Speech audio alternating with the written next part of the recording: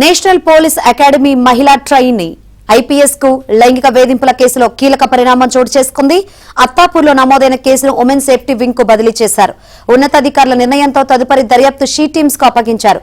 She teams DCP Lavanya Naik Jadhav పర్యవేక్షణలో విచారణ జరగనుంది. అటీవల ఆసుపత్రి నుంచి trainee IPS Uday Krishna Reddy discharge కానున్నారు. ఉదయ్ పేరుతో సూసైడ్ నోట్ ను పోలీసులు స్వాధీనం చేసుకున్నారు. కోలుకున్న తర్వాత పోలీసులు ఉదయ్ కృష్ణారెడ్డి వాంగ్మూలం నమోదు చేయనున్నారు.